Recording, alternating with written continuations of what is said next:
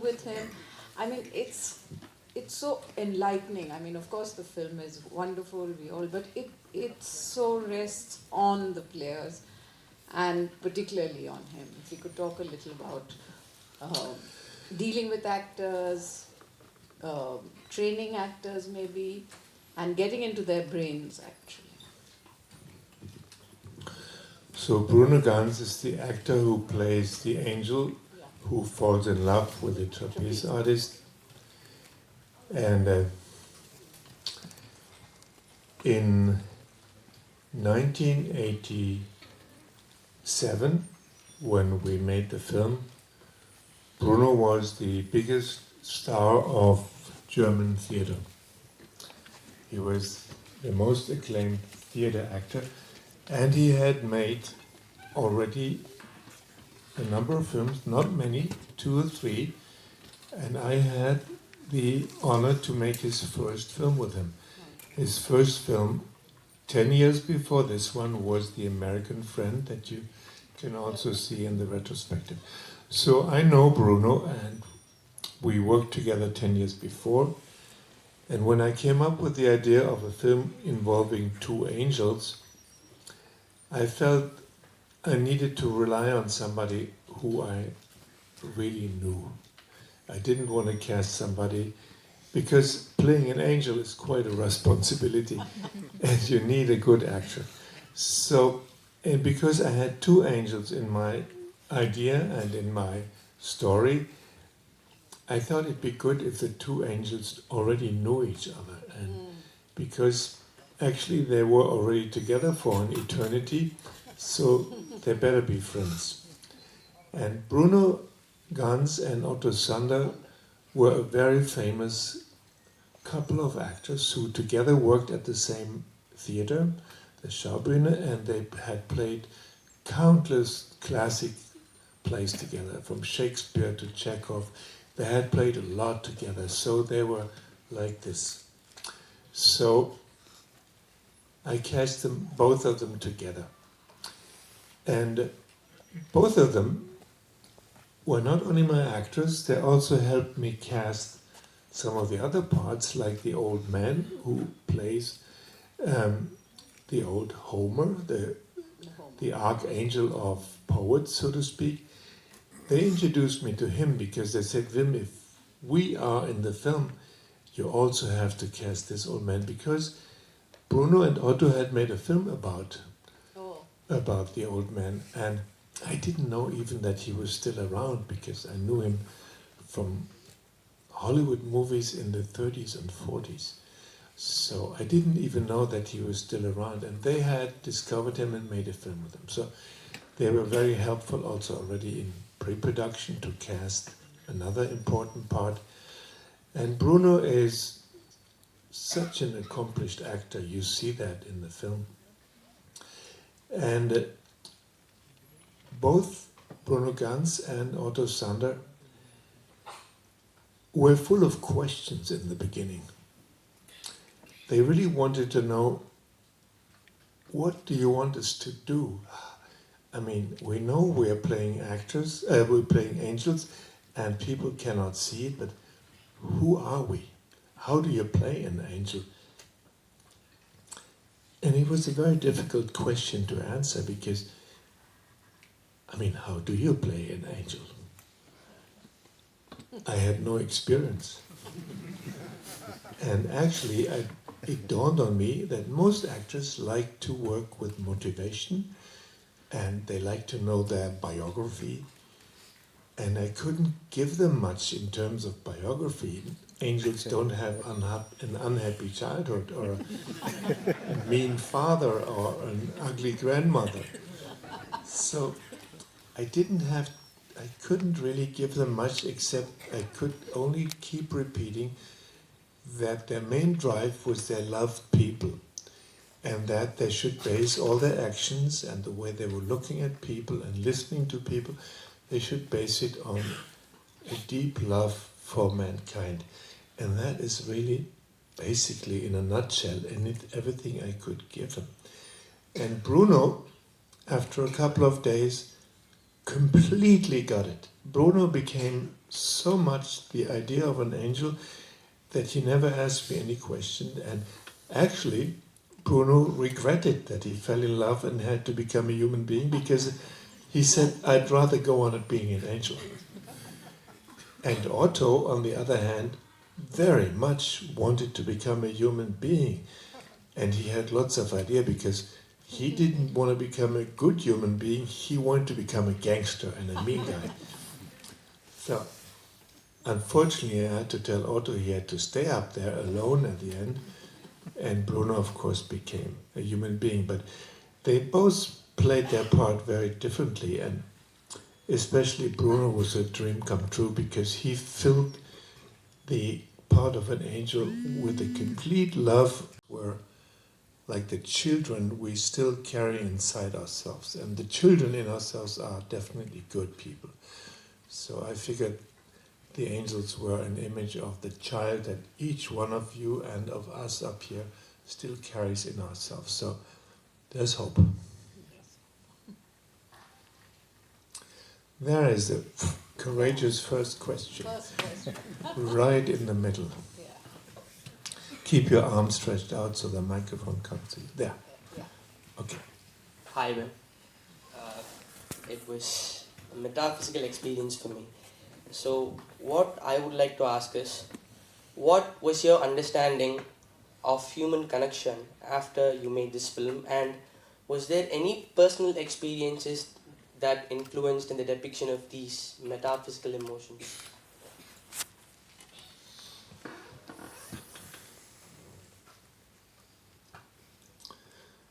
Well, I did grow up as a Catholic, and in my childhood, angels were very present.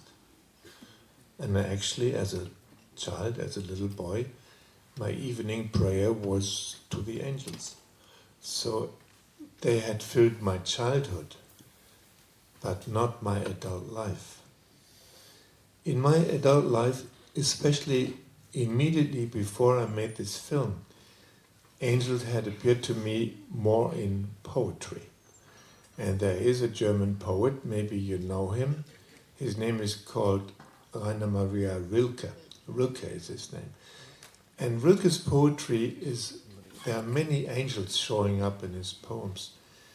And as before the film, I had lived in America for a long time, and I was desperately trying not to lose my German and to refresh my German, because living in America for 8 years, I was already dreaming in English, and I wanted to catch my German back. So I started reading Rilke every evening, almost religiously.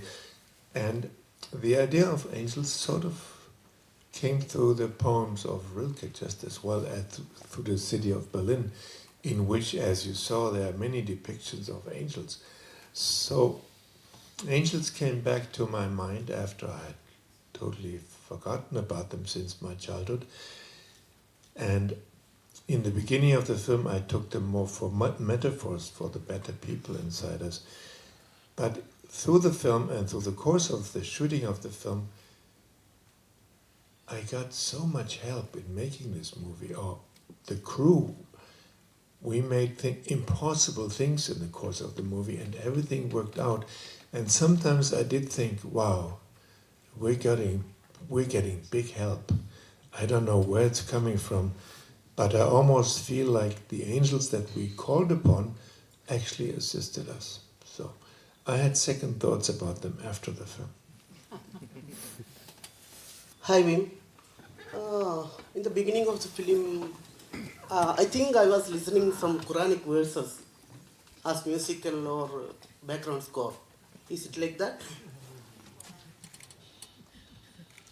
You used some Quranic verses in the beginning as a background score of music. Well, the composer had a very concrete job. He had to compose music that consisted mainly of voices. And he experimented for a long time, and in the beginning he didn't quite know how to fulfill my dream that also the music was many voices, like especially in the library scenes, you hear all these voices, and it's all part of the music. So it has, and I think he was influenced by a lot of spiritual music, yes. Yeah, it was about the stars hiding and coming out from the, like that. Yes, I think you're right. Yeah, thank you. Thank you. Hi. In many of your films, I feel like the words coming from the hero is yours. Like, for example, Philip talking about images in Alice in the Cities, or in Kings of the Road, the hero is talking about the story, or the pediatrician, the on the border, he's talking about the difficulty of how children learn languages. Without having a script and working on these scenes, how do you put these words into the actor? Or this comes out of the actor, or you prompt them to do it? Well, you're citing two films, Alice in the Cities and Kings of the Road, and in both films the same actor plays the part called Philip Winter. And Philip Winter often has been referred to as my alter ego. The actor was always pissed because he said, I'm playing a part, not your alter ego. But actually I think there was something about it, because you see, I'm not a great writer. And one of the things that makes a great writer is that he can write dialogue and that people can then speak like other people. And a writer like me, I can only manage to make somebody sound like me. So Philip Winter, in many ways, was my alter ego, and he had my voice, and believe it or not, he talks a lot like me.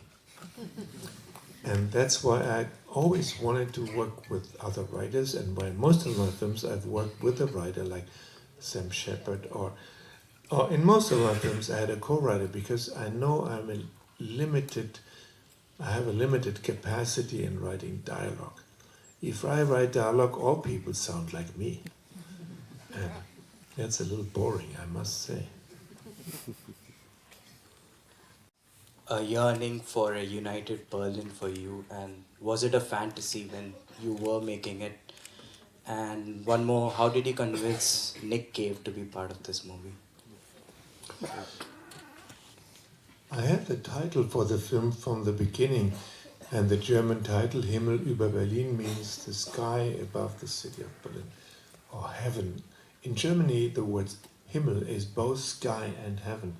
In English, you have two different words, but in German, it's the big thing above the city is Himmel, and it's both heaven and sky. So it was a desire for a complete city of Berlin, because at the time, under the sky of Berlin, there were two different cities. And my hope was to make a film in both halves of the city. And very early on, I went to East Berlin, to the Ministry of Cinema, because they had distributed my previous film, Paris, Texas, in East Berlin, because they felt it was an anti-capitalist movie. East Berlin was communist. And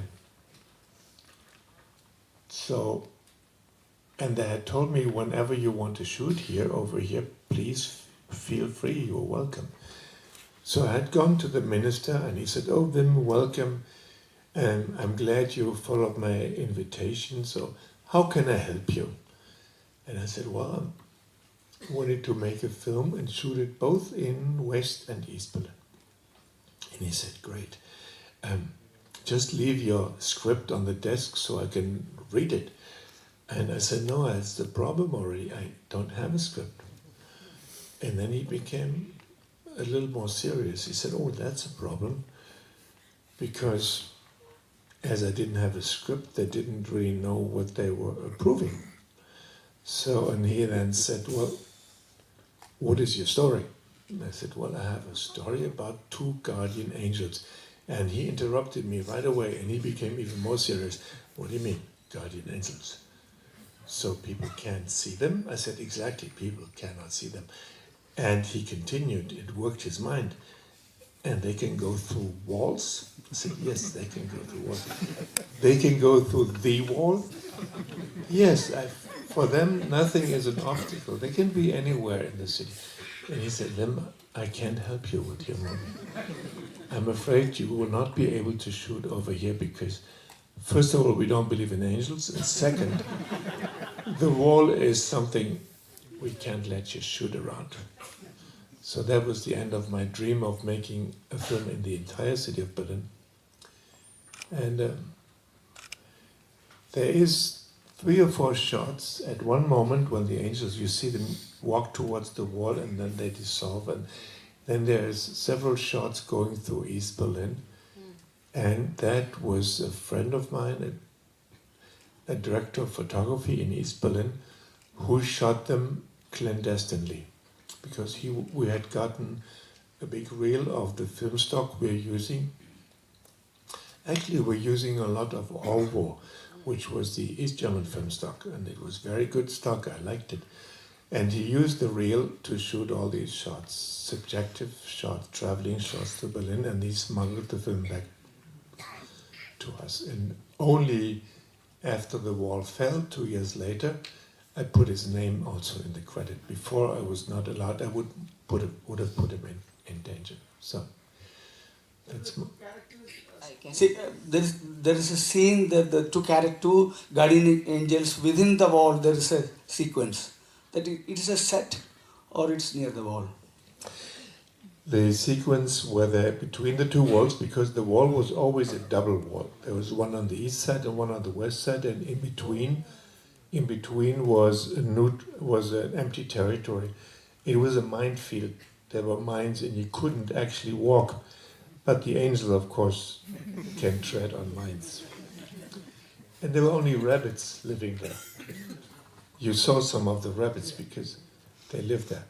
But we created this area between the walls, and we had, because we couldn't shoot near the real wall, we had to build 200 meters of fake wall. And it was really a little dramatic because we had constructed it in a part of Berlin where the houses look a little bit like the houses in the east. And the contractor who had built the wall hadn't really followed the instructions of my set designer and had saved on materials, and he hadn't built fortifications in the wall. So the night before we were going to shoot, it rained heavily, and in the morning when we came to the set, the wall was warped. It was concrete but wobbly. It looked terrible. So advice about how we as adults can connect to our highest version, and how can we be more playful and more pure and more simple, I guess, in this very serious world. just don't take it so seriously. The question is tricky because most of us unlearn so many things as we get older, and society forces us to unlearn things. But some people manage to keep a certain innocence, and they refuse to unlearn everything. And if you don't learn to just base everything on experience, but question the world, like children always question anything, and there's a time in every child's life where whatever they say starts with a why. If you allow yourself to continue those why questions, I think automatically the child in you remains alive. I had a question for you regarding the final scene of Wings of Desire, and in that scene Marion expresses to the character portrayed by Bruno about her desire to be lonely with Bruno's character. And could you elaborate on that, because she's talking about how she's sure that he's the man from her dreams, and they've been Bruno has been chasing Marion throughout the whole movie, essentially becoming a mortal for her. So, like, what did you mean by the idea of loneliness in that context? I think she's referring that the two of them become so close that they become like one person, and that lonely is towards the rest of mankind, that they remain. Actually, the word is not lonely. Maybe the subtitles translates lonely. It should be alone. And alone is something very different than lonely. Alone is to be your own person, or to be identical with yourself, and the two, she describes the two of them as a unity, but be with other people, but also very strongly remain who they are. And she has very high hopes that he's the man who she saw in her dream. And we did see the dream in which he appeared, by the way, in the course of the film. So it's pretty much a very romantic declaration of love, that she hopes that the two of them will be together their entire life and will become as one. And that's what she refers to as lonely. Not mingle with everybody else and dissolve, so to speak. Thank you. I think it was a problem with the subtitles, actually. It was lonely. Oh yes, I have to look into that. Okay, so this is not exactly a question. I just really wanted to talk to you. So after observing a couple of your films, I've seen that your characters teach us how to abstract beauty or happiness from little things in our life. For example, in this film, we can see the angel is being happy just with a cup of coffee. And Alice in the Cities, we can see a Sunday ice cream is defining happiness. So how do you do it? Oh, I'm dreaming of ice cream right now. In Perfect Days, you'll see a man who is completely happy. He doesn't own much. And he represents more my thinking today than, let's say, the ice cream or the coffee in Wings of Desire. He's a grown-up man and he has a lot of experience, but he decided to live a life in simplicity. And he doesn't have television and he's not on the internet, but he's very happy, and maybe because of that. So he defines happiness as having all you need. And the problem in our society is we all have more than we need, and having more than we need is not making us happy. The more we have, the unhappier we become. Unfortunately, there's a strange correlation between possession and stuff you have, and the more stuff you have, the more you still want. So I think a lot of us could probably be happier if we didn't have all that stuff. And stuff is a burden. I think it's good to be happy with little.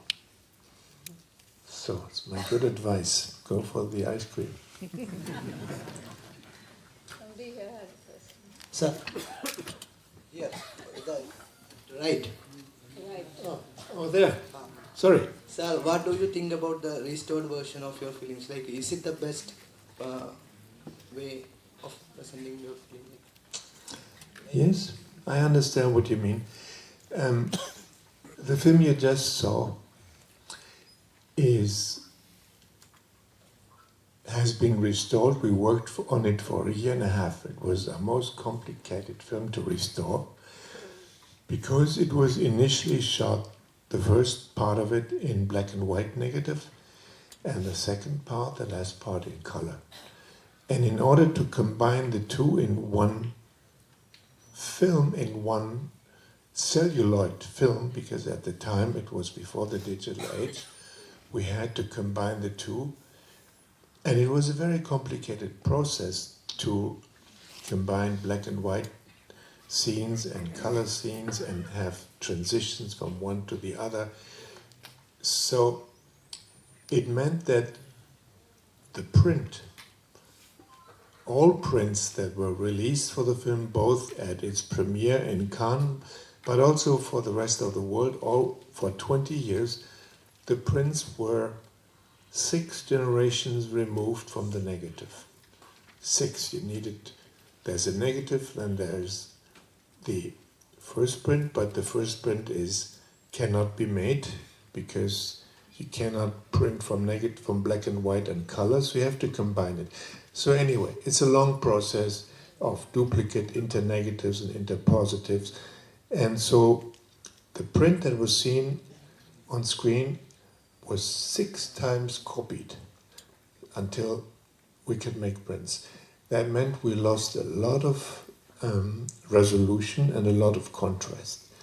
So my DOP was a very old man, he was 80 years old, and he was the declared master of black and white. He made magnificent black and white films in the 30s and 40s, like the film that is considered by most film historians as the most accomplished film in black and white is The Beauty and the Beast, and he shot that. So his black and white looked like incredibly rich and beautiful. But at the end of the process, the entire film had to be printed on color negative. And Henri Alicant, that was his name, was very, very sad that his beautiful black and white in the end had to be printed on color negative, because then it always has a little tint red or blue or sepia. So at the time that was the best we can do, and the film was not the most beautiful version of itself that it could be. Now with the digital restoration, we still had all the negative, and we could transfer to and scan the negative of the black and white and of the color, and actually what you see in there is a very, very good representation of the negative that actually ran through the camera. So this is first generation. So the black and white looks as crisp and beautiful as Henri wanted it to be. And I think in the heaven of directors of photography, he was dancing with joy when we saw the first DCP.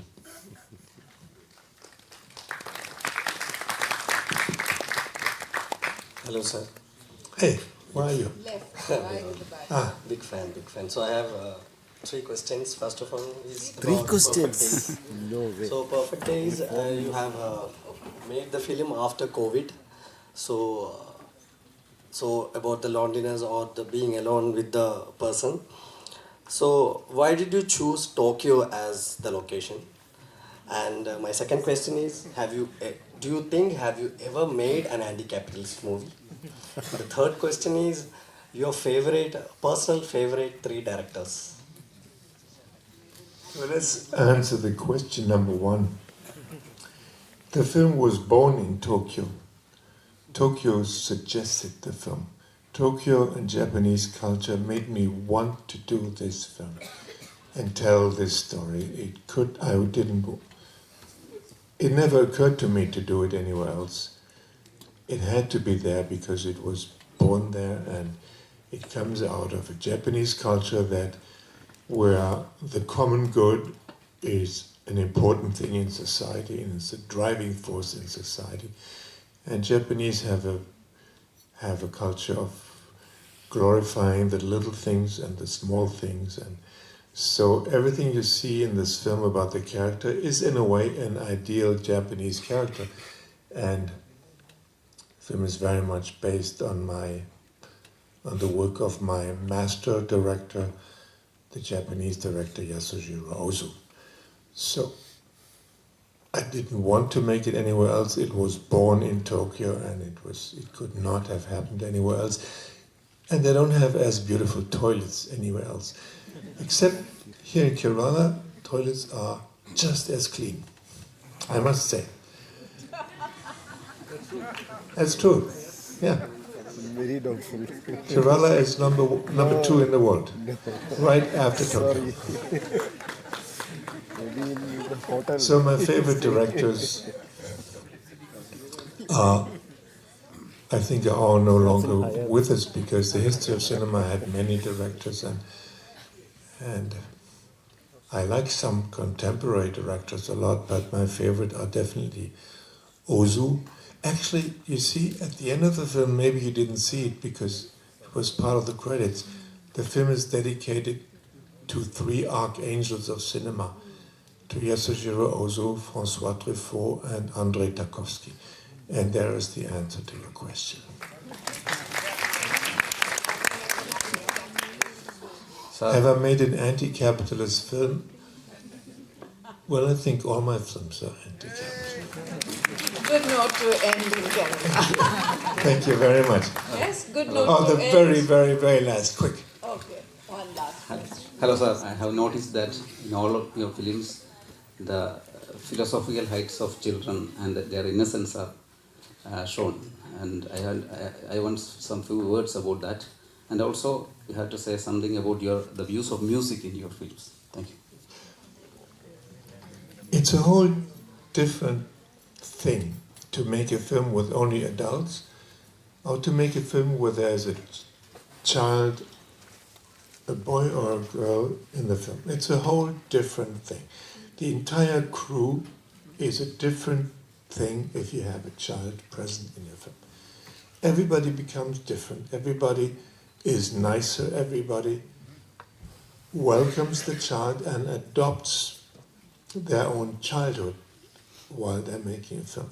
So making a film without a child in the cast is painful because people become their usual self, and that can be nasty and stupid. And people are nicer versions of themselves in a crew if there's a child. So I can only recommend it.